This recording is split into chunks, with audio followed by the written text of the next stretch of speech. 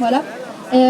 Ma peau claire, mes yeux clairs, et mon silence quand le nom de Dieu était évoqué faisait de moi, me donnait beaucoup de facilité du coup pour chercher du travail, chercher un logement, et dans tous les domaines de ma vie.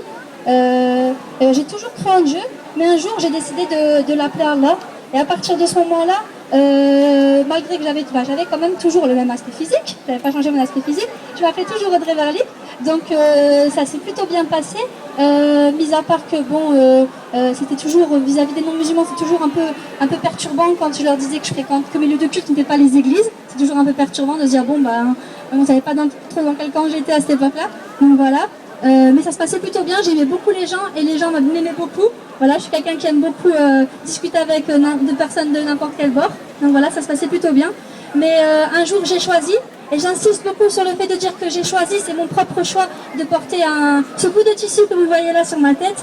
Et là, ma vie a totalement basculé à partir de ce moment-là. Je suis devenue l'ennemi public numéro 1, celle dont tout le monde parle. Voilà, j'étais devenue pire que ma copine Karima et mon ami Bassirou à l'école qui se faisaient raciser depuis leur tendre enfance. Voilà, moi, ça a commencé seulement, c'était le début de tout, là. Donc voilà, je subis aujourd'hui, comme tous mes camarades, les insultes, les crachats, les soupirs, les refus, les violences intellectuelles et les violences physiques dans la rue, comme toutes nos sœurs ici.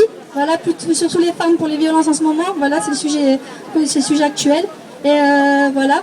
Et je suis devenue la traîtresse de la nation. J'ai changé de camp dans le choc des civilisations. Ça a beaucoup fait de bruit autour de moi.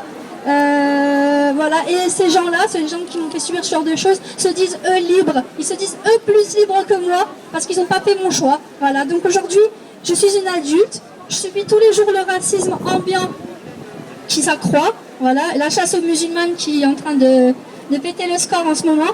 Voilà. Et on s'en prend ici à notre liberté individuelle.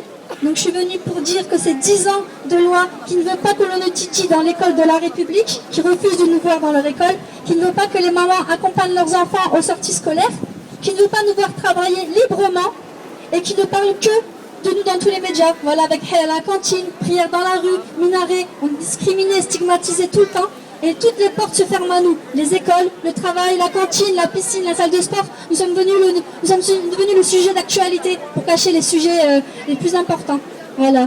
Mon pays donc s'en prend à moi aujourd'hui, à ma liberté, et se cache sur des mots censés être là pour me protéger, comme la laïcité, l'égalité, le féminisme, qui m'appartient à moi aussi également en tant que femme voilée, la liberté de conscience. Tout ça, c'est des mots qu'on se sert contre moi, alors que c'est des mots que je devrais me servir contre eux. Voilà. Et aujourd'hui, je suis venue les reprendre ici devant vous.